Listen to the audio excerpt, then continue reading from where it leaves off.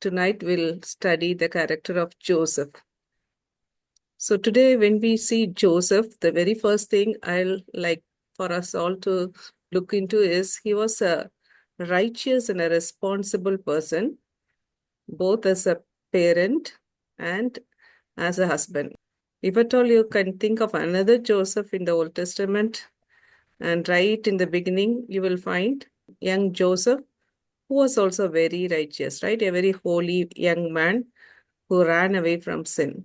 So these Josephs, one at the extreme end when the history began, and here we find another Joseph who was very, very righteous, who was very, very good. So I adore Joseph in many ways.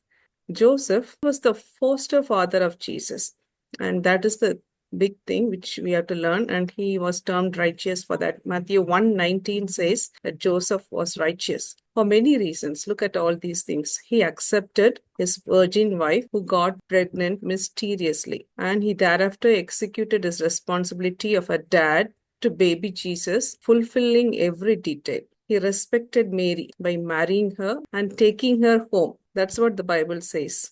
Joseph took her home because otherwise, Mary, as a virgin, she should have been stoned. But to avoid being stoned, the only other thing which he can do was to marry her. So the Matthew version, the first chapter of Matthew would say that Joseph married her and he took her home. This was all possible because of the angel. So let me read that portion for you. When Joseph awoke from sleep, he did as the angel of the Lord commanded him. He took her as his wife, took her home, but had no marital relations with her until she had borne a son, and he named him Jesus. So they lived in the same house, but they didn't have any relationship. Isn't it wonderful? It looks like both the Josephs, the Genesis Joseph and the Matthew Joseph, they were very, very sexually good, and their sexual life was pure, and for which we have to admire them. Why do we say that he was righteous and also responsible? Thereafter, you will find Joseph went from Nazareth to Bethlehem. So that we'll have to connect to Luke chapter 2, where after taking her home, during her full pregnancy time, they had to go for census, and from Nazareth to Bethlehem, they're traveling. They say it would have been a 4-day travel, maybe by donkey, 4 days of travel by donkey. And imagine the pain of this couple. Maybe Joseph walked and Mary was in the donkey. We do not know. It's a walking distance, I read. To register, that account we find in Luke chapter 2. So after the baby was born, again, he took the baby and the mother and made an emergency exit to Egypt. That comes in Matthew 2. So we are combining Luke 2 and Matthew 2 now. So overnight, when the angel said, immediately he took Mary and the baby. When the angel appeared to Joseph in dream, get up, he said, take the child and his mother and escape to Egypt. Stay there until I tell you, for Herod is going to search for the child to kill him.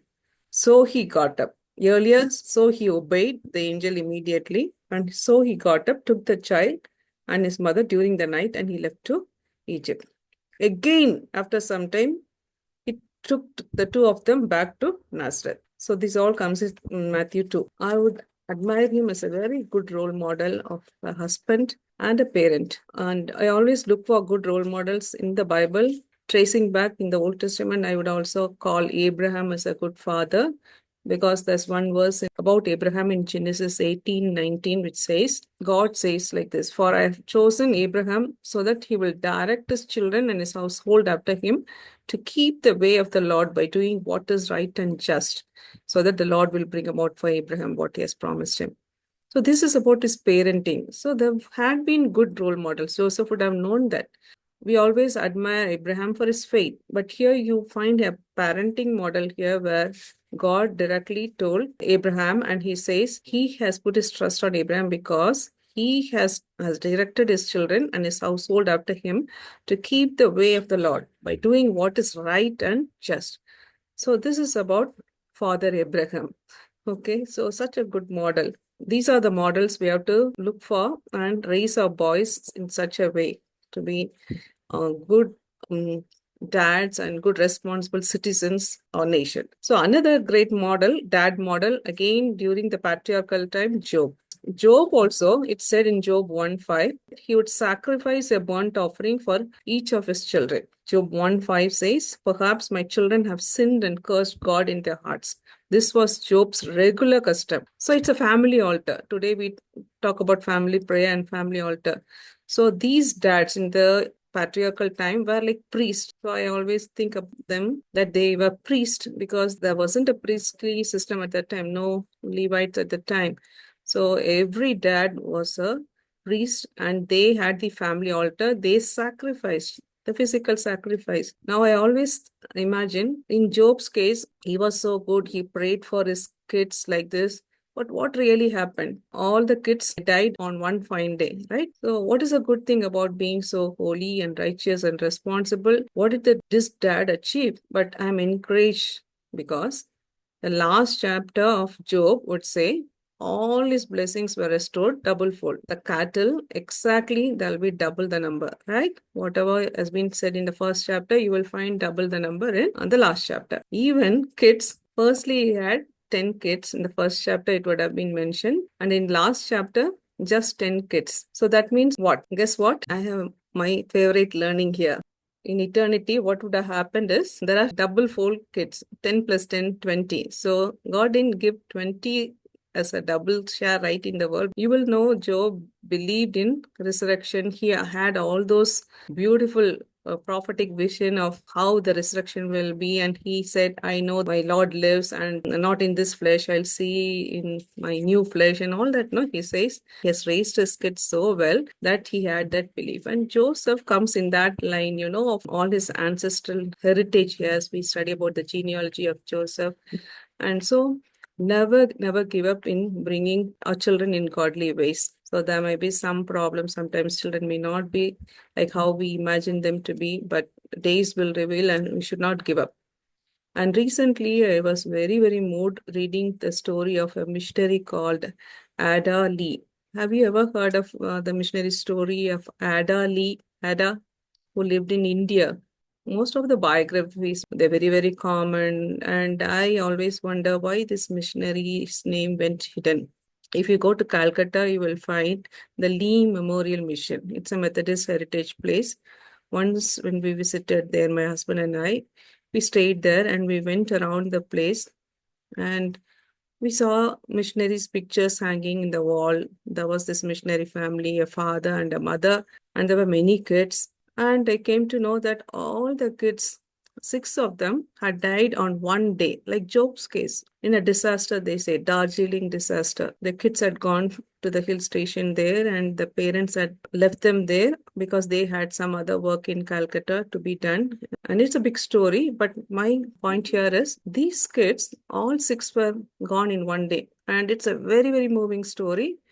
And a missionary who came later in that Methodist mission has written the story of this Lee Memorial Mission. And there's even a book called Darjeeling Disaster where the parents, especially the mother, Ada Lee, American accent, they say Ada Lee, I think, Ada Lee, had written the diary entries of all these 6 kids. Those days they had letter communication. So all these 6 kids were ranging from teenage till 4-5 years old. Was 6 children from teenage to the last one was 5-year-old. All these kids, each chapter she has dedicated to one kid and has written beautiful stories of how they were as they grew up, and each kid had given their life to the Lord, and every story has a very beautiful ending. Every chapter that made a huge impact. Of course, the Lee Memorial Mission still continues, maybe not the way how the founders were those days, but anyway, the legacy is going on. But my huge learning at that point was about this missionary parents, especially David and Ada Lee, how they have brought up all these 6 kids in the way of the Lord. And though it was a very disastrous story, and never mind, they had some more kids later, but they had this blessed assurance that all these kids had gone to death. It's a moving story. If only if we have this assurance of our kids about the way they live and whether they've given their life to the Lord, I think that will make a huge difference. Even the Christmas kids, think of the Christmas kids, John the Baptist and Jesus. I always think this way. Even they lived a 3 decade life, 30 years or so, 30 plus. They are the Christmas babies, right? Of course, we know Jesus is someone superior. He was a God in human form, but he was born in a earthly family. There was these parents, Mary and Joseph. Joseph had died early, they say, so Mary was a widow, and you know how disastrous that would have been for Mary in the foot of the cross. And John the Baptist, during Jesus' lifetime itself, he is gone. So they were just 8 months apart, I think. They were both contemporaries. So he had a very young life and he was gone. So it's not about the amount of years a kid lives, a child lives, but how they live. It applies for everyone, not only for adults, it applies for children also. So these are some huge learnings, like how these people, they raise their kids. So here we find Joseph and Mary. They were very, very righteous and responsible, especially Joseph. Very clearly, he was a righteous dad and a responsible dad. And parents can either raise or ruin a child's future. What sort of a parent am I? And these are big questions. Or a children privileged to have blessed parents like how Jesus had. So very, very important. So number two, Joseph made a good team with Mary. You will find everywhere they were together. Luke chapter 2 would say, together they brought Jesus according to the law. Verse 22, 24, Luke 2, it says, when the time of their purification came, it was Joseph and Mary. They both took him to Jerusalem. See, Joseph, now we know, is a foster father. And he did not shirk his responsibility of saying, no, it's not my kid.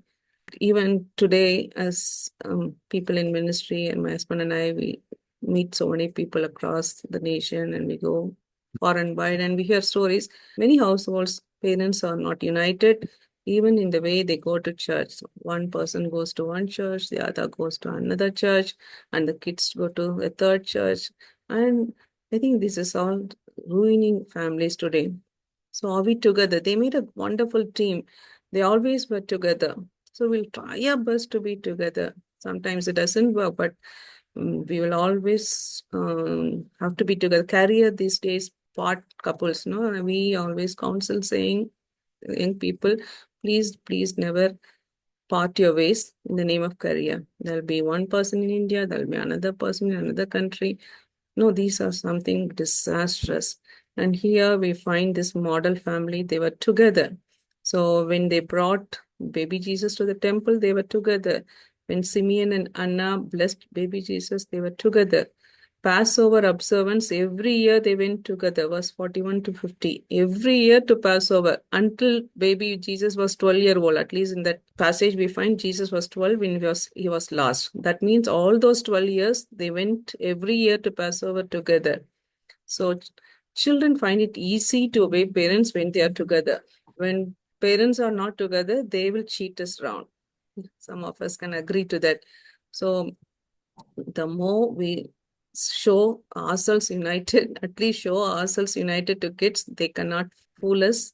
And so it is easy for children to obey parents together as a team. And later, Mary was commended by a lady. It's given in 11:27. Blessed is the mother who gave you birth and nursed you. So Jesus had poor parents. We know they gave PGN as offering. That means they were poor parents, but they were a blessing to him, especially his dad. I admire him for that. So during my long travels those days, we were in Calcutta for a long time. We served there. And from Chennai to Calcutta during those days when my son was very young, during this long train journeys, I observe other families, how they take care of the babies, in the long travel. It's rarely you can find a husband and wife together, a mother and dad together looking after the kid. It's always the mother to take the kid and run around to the toilet and that and this. Thankfully, God has blessed me with a good husband. And I always feel that these are some things people have to learn. We're talking about biblical models, and we should be models. It's always said women are helpers. Is there, no? The word in Genesis 2 where it is said that God made Eve as a helper to Adam. There's this beautiful interpretation saying Ezer means helper, and God is also Ezer. He is being explained as Ezer, helper. Psalm 121:1, my help comes from the Lord, and that the word Ezer is being used. So we always say that we should not feel inferior that we help our husbands around because God is also a helper. But in my case, I always have felt my husband has been a helper